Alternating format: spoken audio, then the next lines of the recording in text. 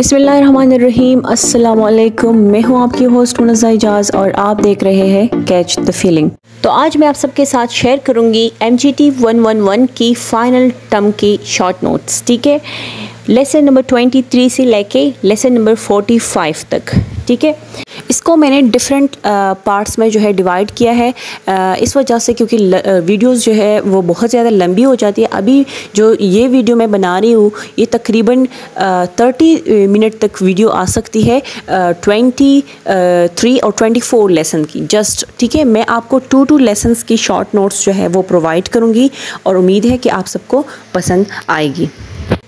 मैं ये बात भी आप सबको बता दूं कि जो बहुत से लोग जो है शॉर्ट नोट्स बनाते हैं वो इसी तरीके से बनाते हैं कि वो हैंड आउट्स को कॉपी करके उसको एक फ़ाइल में पेस्ट करते हैं और कहते हैं, उसको नाम दिया जाता है शॉर्ट नोट्स का। ठीक है, तो इसको मैंने हाईलाइट इसलिए किया है ताकि आप सबको यकीन आ जाए कि ये बिल्कुल एग्जैक्ट इस सब्जेक्ट से रिलेटेड है।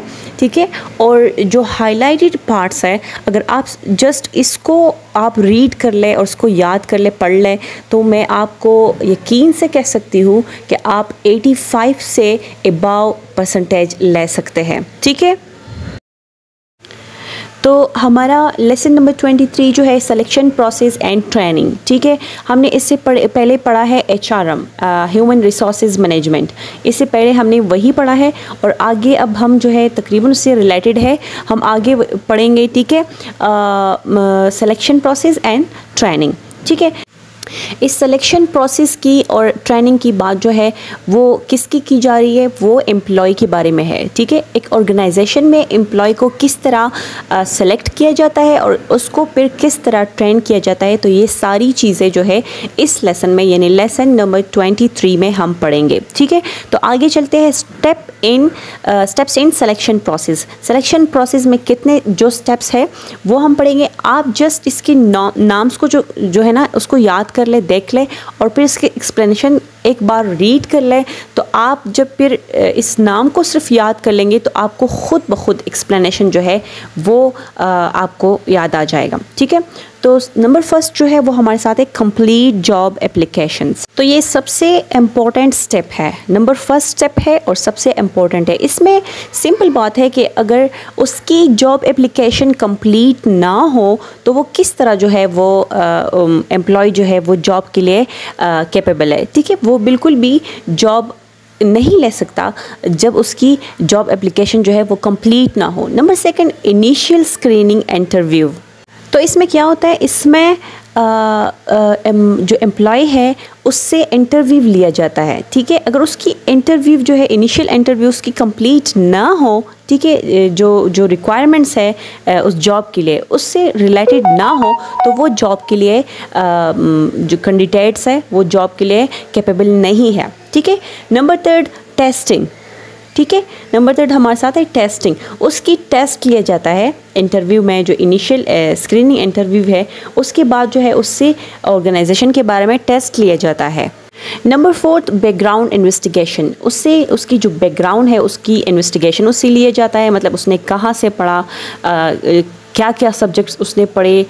ठीक है, इस तरह के मुख्तलिफ़ किस्म के उसके इंटेलिजेंस जो है उसको जो है वो देखना चाहते हैं कि वो कितना है। ठीक है, number 5, in depth selection interview.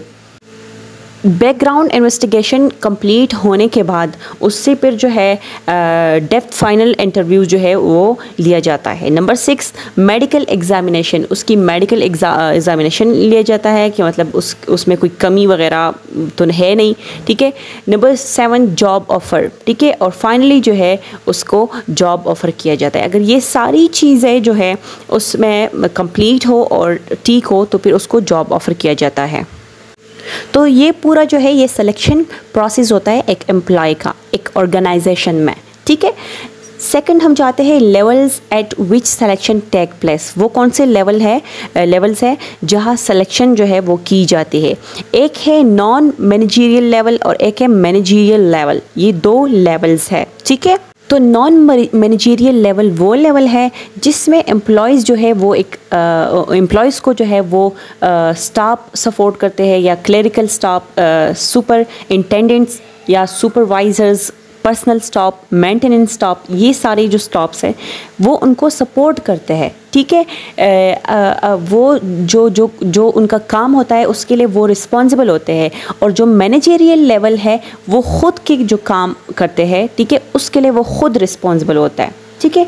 वो जो है वो नॉन मैनेजरियल जो स्टॉप है, ठीक है, उसको गाइडलाइन करते हैं, और इसको हम वाइट कॉलर लेवल भी कहते हैं, ठीक है। ये जो मैंने येलो हाईलाइट किया है ना, ये आप MCQs में डालें। जितनी भी मैंने येलो हाईलाइट की है ये मैंने एक MCQ के उस पर हाईलाइट किए हैं, तो आप इसको नोट कर लीजिएगा, ठीक है। नेक्स्ट हम जाते हैं आगे, ठीक है। ये एक पॉइंट है, organizations are looking for people who have personal guidelines and knowledge for working in that position. ये भी जो है एक MCQs है, ठीक है, आप इसको नोट कीजिएगा। अच्छा, आगे टॉपिक हमारा क्या है, ओरिएंटेशन और सोशलाइजेशन, ठीक है। तो सोशलाइजेशन या ओरिएंटेशन, उनका काम क्या होता है, सिंपल अगर मैं आप कह दें तो जो एक ऑर्गेनाइजेशन है वो उसको जो है वो एडवर्टाइज़ करते हैं, ठीक है। ओरिएंटेशन या सोशलाइजेशन जो है वो न्यू एम्प्लॉयज़ जो है वो अपने ऑर्गेनाइजेशन के लिए प्रोवाइड करते हैं, ठीक है। ये भी नोट कीजिएगा कि सोशलाइजेशन जो है वो 3 किस्म के इंफॉर्मेशन जो है वो कन्वे करते हैं। एक जनरल इंफॉर्मेशन, एक रिव्यू ऑफ ऑर्गेनाइजेशन हिस्ट्री, उसके पर्पस, ऑपरेशंस या प्रोडक्ट या सर्विसेज वगैरह, और number 3 a detail presentation. General information में वो क्या करते हैं, वो उसकी डेली वर्क रूटीन जो है ऑर्गेनाइजेशन की वो बताते हैं, और जो रिव्यू ऑफ ऑर्गेनाइजेशन हिस्ट्री, उसके पर्पस और उसके प्रोडक्ट्स वगैरह सर्विसेज उनके बारे में बता देते हैं, और जो डिटेल प्रेजेंटेशन है उनमें वो ऑर्गेनाइजेशंस की पॉलिसीज़ को, उसके वर्क रूल्स को, और एम्प्लॉयज़ की जितनी भी उनको फ़ायदे मिलते हैं उससे ऑर्गेनाइजेशन से, तो वो उनके बारे में एम्प्लॉयज़ को आगाह करते हैं, ठीक है। ये एक MCQs है, इसको भी नोट कीजिएगा। Orientation helps employ to become familiar with the organization working and start feeling at home. इसमें ओरिएंटेशन जो है ये एक ब्लैंक के तौर पे आ सकता है, ठीक है। ट्रेनिंग, नेक्स्ट हम जाते हैं ट्रेनिंग एंड डेवलपमेंट। अच्छा, जब एक एम्प्लॉय को सेलेक्ट किया जाता है, पहले हमारे साथ था सिलेक्शन, ठीक है, हमने सिलेक्शन पढ़ा। जब एक एम्प्लॉय को सेलेक्ट किया जाता है तो फिर उसको किस तरह ट्रेन और डेवलप किया जाता है, ठीक है। तो आइए पढ़ते हैं। ट्रेनिंग जो है वो 3 एरियाज़ में जो है वो फोकस करते हैं। एक ट्रेनिंग इन स्किल्स, ठीक है, training in knowledge and training in attitudes. ये 3 चीज़ें हैं जिसमें उसको ट्रेन किया जाता है, उसके स्किल्स, उसके नॉलेज और उसके एटीट्यूड्स, ठीक है। अच्छा, ये एक आप एक MCQs के तौर पे रख सकते हैं, और एक बहुत ज़्यादा इम्पोर्टेंट बात है कि जो ट्रेनिंग प्रोग्राम्स हैं, ठीक है, वो क्या करते हैं, वो मेंटेन करते हैं और इम्प्रूव करते हैं जो उसका करंट जॉब है उसकी परफॉर्मेंस को, ठीक है। जो वो करंट जॉब में है, ठीक है, जॉब पे वो लग जाता है, उसकी सिलेक्शन हो जाती है, तो फिर उसकी परफॉर्मेंस को देख के उसको किस तरह मेंटेन और इम्प्रूव किया जाता है, ये ट्रेनिंग प्रोग्राम्स होते हैं। और जो डेवलपमेंट प्रोग्राम्स होते हैं उसमें उसकी फ्यूचर जॉब को, ठीक है, उसकी फ्यूचर जॉब को जो है उसके लिए उसकी स्किल्स को जो है वो डेवलप किया जाता है, ठीक है। अच्छा, नेक्स्ट हमारा जो टॉपिक है वो है असेसिंग ट्रेनिंग नीड्स, ठीक है। 4 ऐसे मेथड्स है, ठीक है, जिसमें एम्प्लॉयज़ को अगर ट्रेनिंग की ज़रूरत हो तो उन 4 मेथड्स की वजह से उसको एसेस की जाती है, ठीक है। एक है परफॉर्मेंस अप्रेजल। तो परफॉर्मेंस अप्रेजल्स में क्या है, अगर एम्प्लॉय अपने जो उसका जॉब है, ठीक है, जिस टाइम वो एट अ टाइम उसमें होता है, तो वो अगर वो अच्छी तरीके से परफॉर्म नहीं कर रहा तो एम्प्लॉय को जो है उस वक्त ट्रेनिंग की ज़रूरत है, ठीक है। तो ये परफॉर्मेंस अप्रेजल्स है। नेक्स्ट हमारे साथ है एनालिसिस ऑफ जॉब रिक्वायरमेंट्स, ठीक है। तो इसमें क्या है, इसमें अगर एक एम्प्लॉय को जॉब के बारे में कोई नॉलेज नहीं है, ठीक है, स्किल्स नहीं है वगैरह, ठीक है, तो उनको जो है फिर उस कैंडिडेट्स को जो है उसको ट्रेनिंग के लिए रेडी किया जाता है, ठीक है। उसके बारे में उसको ट्रेन किया जाता है, उसको स्किल्स और मुख्तलिफ़ किस्म के जॉब से रिलेटेड जो रिक्वायरमेंट्स है, जो नॉलेज है, उसको दी जाती है। थर्ड हमारे साथ क्या है, ऑर्गेनाइजेशन एनालिसिस, ठीक है। ऑर्गेनाइजेशन एनालिसिस में ये होता है कि जो ऑर्गेनाइजेशन की इफ़ेक्टिवनेस है और जो एम्प्लॉयज़ की इस ऑर्गेनाइजेशन में जो फ्यूचर जो वो गोल करना चाहते हैं, जो उसकी गोल्स है, ठीक है, तो उसके बारे में अगर एम्प्लॉय उससे उसको पता नहीं है तो उसको जो है उस बारे में ट्रेन किया जाता है, ठीक है। तो नेक्स्ट हमारे साथ है एम्प्लॉय सर्वे। एम्प्लॉय सर्वे में ये होता है कि जो नॉन मैनेजर्स है और जो मैनेजर्स है, ठीक है, वो अपनी प्रॉब्लम्स को जो है डिस्क्राइब करते हैं, जो प्रॉब्लम्स उन्होंने एक्सपीरियंस की हो, ठीक है, और फिर वो एक्शंस भी उन एम्प्लॉयज़ को बताते हैं जिनको ट्रेन करते हैं वो, कि जो फ़लाँ एक्शंस हैं वो उस पर बिलीव करते हैं कि इस वजह से जो है उनके वो प्रॉब्लम्स सॉल्व हो सकते हैं, ठीक है। अच्छा, तो नेक्स्ट हम चाहते हैं on the job methods end of the job methods. ये 2 टॉपिक्स जो है ये बहुत ज़्यादा इम्पोर्टेंट है, आप इसको थोड़ा गौर से सुन लीजिएगा, पढ़ लीजिएगा, ठीक है। तो मैं अपने अल्फाज में थोड़ा सा आपको एक्सप्लेन करती हूँ कि ऑन द जॉब में क्या होता है और ऑफ द जॉब मेथड्स में जो ट्रेनिंग का मेथड है उनमें क्या होता है। तो ऑन द जॉब में ये होता है कि जो ट्रेनर्स हैं, ठीक है, वो क्या जो एम्प्लॉयज़ है, जो एम्प्लॉयज़ हैं वो उसको किस तरह ट्रेन किया जाता है, उनको एक टास्क दिया जाता है, ठीक है, और उस टास्क से जो है वो लर्न करते हैं और ट्रेन हो जाते हैं, ठीक है। और ऑफ द जॉब मेथड्स में ये होता है कि वो जो है वो जस्ट एक नॉलेज को हासिल करके लर्न करते हैं। ऑफ द जॉब में कोई भी वर्क वगैरह नहीं होता और ऑन द जॉब में जो है वो वर्क करते हैं और वर्क से वो लर्न करते हैं, ठीक है। तो ये हमें बता रहे हैं कि ऑन द जॉब में जो है कोचिंग होती है, जॉब रोटेशन होती है, ट्रेनिंग पोजीशंस होती है, ठीक है। तो क्या होता है, कोचिंग में जो कोच है, ठीक है, वो एम्प्लॉय को ट्रेन करते हैं अपने डेवलपमेंट जो टेक्निक्स होते हैं उसके साथ, ठीक है, तो उससे उसको ट्रेन करते हैं जो कोच है, ठीक है, ट्रेनर है। और जॉब रोटेशन में ये होता है कि एक जगह से एम्प्लॉय या एक जगह से दूसरी जगह जो है अपनी पोजीशंस जो है वो चेंज करते हैं, उस पोजीशंस चेंज करने की वजह से उसके मुख्तलिफ़ किस्म के जो एक्सपीरियंस है वो उसे मिलते हैं, ठीक है। और ट्रेनिंग पोजीशन में ये होता है, ट्रेनिंग पोजीशंस में, ठीक है, कि जो ट्रेनर की जो पोजीशन होती है एक क्या कहते हैं उसके, एक मैनेजर की अंडर वो काम करते हैं, मैनेजर उसको असिस्ट करते हैं, ठीक है, और उनको मुख्तलिफ़ किस्म के असाइनमेंट्स और वर्क्स दिए जाते हैं और उस वर्क्स की वजह से जो ट्रेनर है, जो एम्प्लॉय है वो जो है उस वर्क की वजह से लर्न करते हैं, ठीक है। और ऑफ़ द जॉब का तो भी मैंने आपको अभी बताया कि ऑफ़ द जॉब का मतलब यही होता है कि जो जो एम्प्लॉय है, जो उसको ट्रेन किया जाता है, उसको किस तरह ट्रेन करते हैं, उसको वो कोई भी काम मतलब कोई वर्क नहीं करता, लेकिन उनको जो है नॉलेज प्रोवाइड की जाती है और उन नॉलेज की वजह से जो है वो लर्न करते हैं। तो ये ऑफ द जॉब मेथड होता है, ठीक है। Focus fully on the learning experience पे जो है वो फुली फोकस होते हैं, ठीक है। तो ये फर्स्ट लेसन हमने कंप्लीट किया, लेसन नंबर 23। नेक्स्ट हम चाहते हैं अपनी लेसन नंबर 24 की तरफ।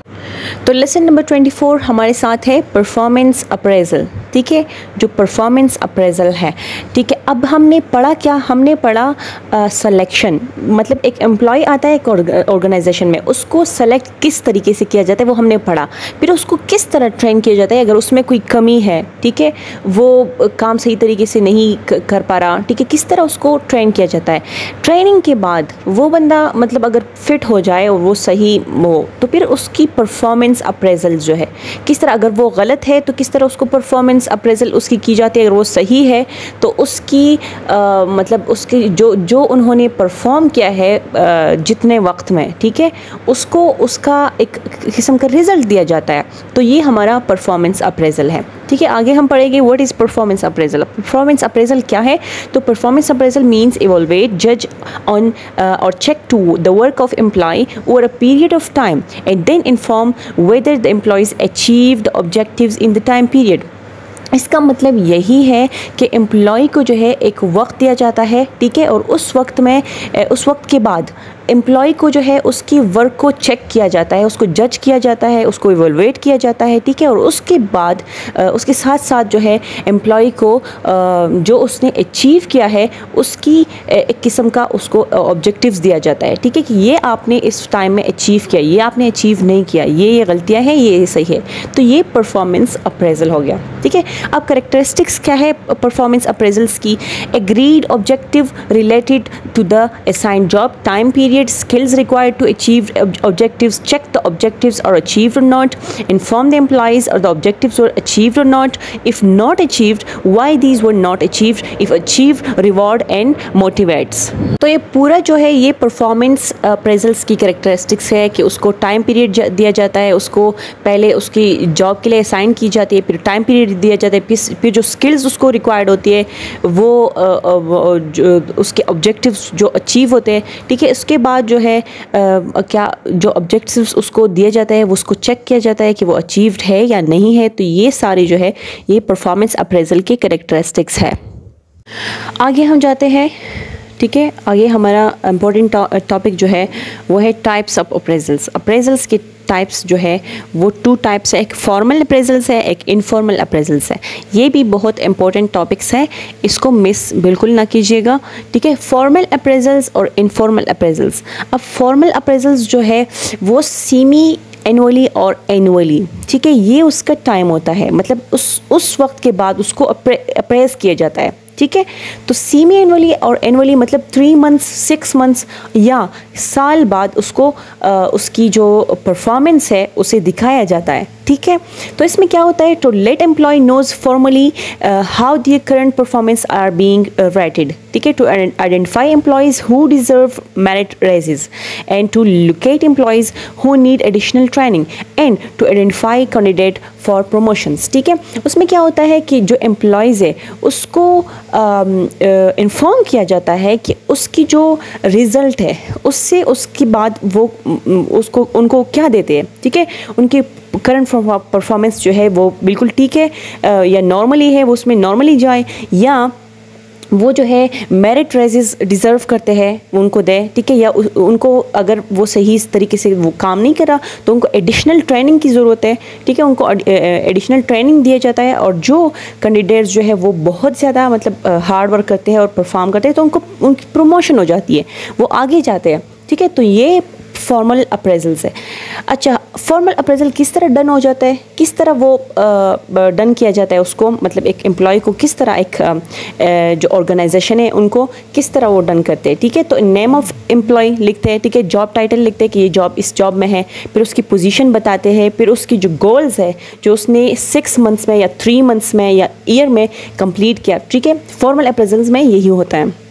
और जो ट्रेनिंग उसने रिसीव किया, जो ट्रेनिंग वो रिसीव करने वाले हैं, और जो एम्प्लॉयज़ जो है स्पेशल गाइडेंस उसको रिक्वायर्ड है, ठीक है। और जो strengths and weakness of employ है, ठीक है, वो भी बता देते हैं, और फिर लास्ट में जो बॉस है उनकी वो उस पर सिग्नेचर करते हैं। तो ये फॉर्मल अप्रेजल्स इस तरह डन होते हैं, ठीक है। इनफॉर्मल अप्रेजल्स में क्या होता है, day to day routine appraisals, उसके हर रोज़ की जो रूटीन जो वो करते हैं, जो काम करते हैं एक एम्प्लॉय, तो उसको अप्रेज किया जाता है, ठीक है। Day to day routine appraisals, ठीक है, ये याद रख लीजिएगा। इनफॉर्मल में day to day routine appraisals है, और फॉर्मल में जो है सेमी एनुअली और एनुअली अप्रेजल्स है, ठीक है। तो इनफॉर्मल अप्रेजल्स में ये है कि उसको ऑब्जर्व करते हैं, डेली उसको ऑब्जर्व करते हैं, डेली उसको कम्युनिकेट करते हैं, डेली इसकी वर्क को चेक करते हैं, और उसको पूरी दिन की जो वो करते हैं उसको फिर इमीडिएट फीडबैक देते हैं कि आपने ये किया, ये नहीं किया, ये सही किया, ये गलत किया। तो ये इनफॉर्मल अप्रेजल्स में इसी तरह के होते हैं, ठीक है। नेक्स्ट हम चलते हैं कंपेंसेशन की तरफ। कंपेंसेशन हमारा जो है वो एक किस्म का उनको रिवार्ड्स जो दी जाती है सैलरी की फॉर्म में है, ठीक है, या एडिशनल जो गिफ्ट्स वगैरह उसके साथ दिए जाते हैं कि आपने मतलब अच्छा काम किया। और जो लोग जो है मतलब बहुत ज़रा हाई उस पे होते हैं तो उनको इसके साथ साथ ट्रांसपोर्ट और उनके बिल्स वगैरह और वो चीज़ें भी पे किए जाते हैं। तो ये 3 उसके कंपनसेशन के, स्टैंडर्ड सैलरी, एडिशनल कंपनसेशंस और फ्रिंज बेनिफिट्स। ये मैंने आपको बताया, स्टैंडर्ड सैलरी उसकी खुद की जो सैलरी होती है मंथली 3 मंथ्स बाद, फॉर्मल और इनफॉर्मल में आपने देखा उसे, ठीक है। और जो एडिशनल कंपनसेशन है फॉर जो वर्क करते हैं, ठीक है, तो उसको वो दिया जाता है। और फ्रिंज बेनिफिट्स जो उसकी ट्रांसपोर्ट है, ठीक है, यूटिलिटी बिल्स वगैरह जितनी भी है वो ऑर्गेनाइजेशन पे करते हैं, ठीक है। तो नेक्स्ट हम चलते हैं ये येलो मैंने आपको बताया था कि ये मैंने MCQs के लिए हाईलाइट की है। In a bureaucrat structure senior organisation executive और paid very well as compare to low level employees. ये बहुत ज़्यादा इंपॉर्टेंट है, इसको नोट कीजिएगा। नेक्स्ट हम चलते हैं, ठीक है, ये भी एक MCQs है ये वाला, इसको भी आप नोट कीजिए कि ये मैं हाईलाइट करना भूल गई हूँ, ठीक है। वेजेस एंड सैलरीज, ये उसकी ब्लैंक में आ सकता है। Some organisation pay wages and salaries in accordance with the difficulty and risk of life involve in the jobs, ठीक है। नेक्स्ट हम चलते हैं promotions, transfers, demotions and separations, लेफ, ठीक है। ये एक एम्प्लॉय की प्रमोशन कैसे होते हैं, उसके ट्रांसफ़र कैसे होते हैं, इसके डिमोशंस कैसे होते हैं, और फिर उसकी सेपरेशंस कैसे होते हैं एक ऑर्गेनाइजेशन से, ठीक है। तो एम्प्लॉयज़ जो है, सबसे पहले हम प्रमोशन पढ़ते हैं। प्रमोशन तब होता है, ठीक है, आप सबको पता है, प्रमोशन तब एक एम्प्लॉय का तब होता है जब वो उसकी परफॉर्मेंस जो है वो उनकी मुताबिक वो किए जाते हैं, तो उसकी प्रमोशन जो है वो एक हायर पोजीशन पे हो जाते हैं। और प्रमोशन क्यों होता है? क्योंकि वहाँ उसकी जो हाई सीट है, शायद उसी ऑर्गेनाइजेशन में, उसी ब्रांच में जो है वो शायद ना हो, तो उसकी प्रमोशन नेक्स्ट किसी और जगह हो जाती है जहाँ वो सीट अवेलेबल हो, ठीक है। तो प्रमोशन तब होती है। फिर ट्रांसफ़र कैसे होता है? ट्रांसफ़र की मुख्तलिफ वजह है, ठीक है, 2-3 वजह है। तो वो बता रहे हैं कि जब एम्प्लॉई जो है उसकी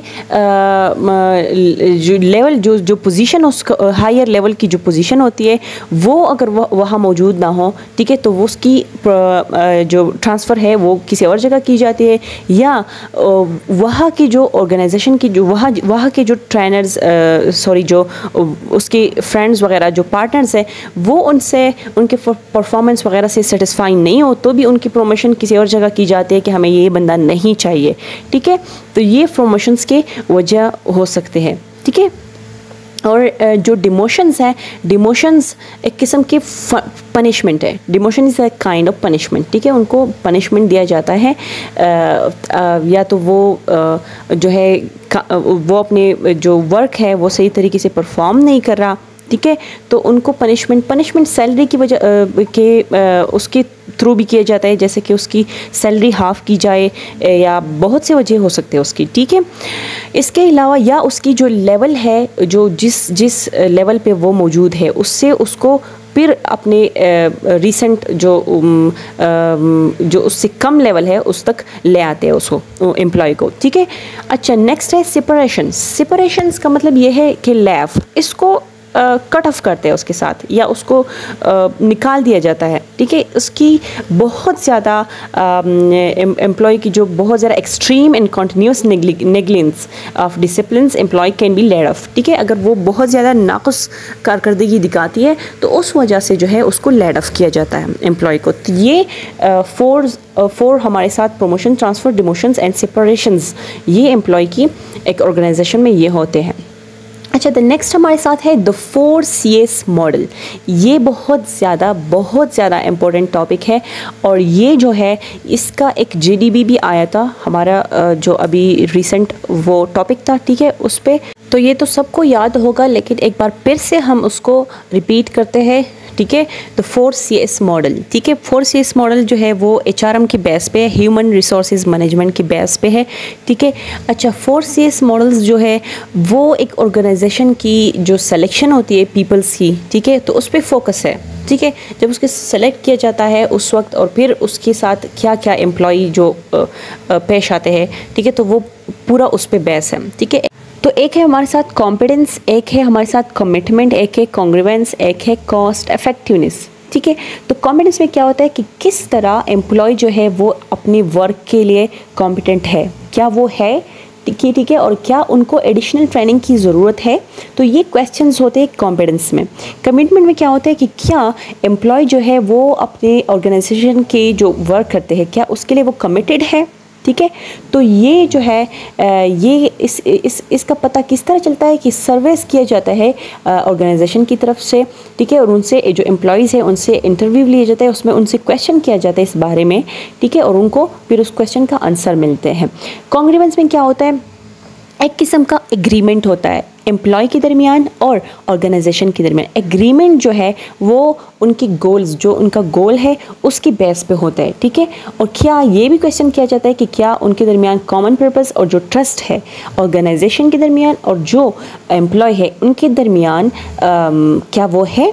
तो ये कंग्रूमेंस में क्वेश्चंस है। कॉस्ट इफेक्टिवनेस क्या होता है कि क्या HRM पॉलिसीज़ की बेस पे जो कॉस्ट इफेक्टिवनेस है वो जो एम्प्लॉयज़ की वेजेस है, उनकी तनख्वाहें वगैरह जो है, ठीक है, तो उनकी जो है क्या वो कॉस्ट इफेक्टिव है, ठीक है।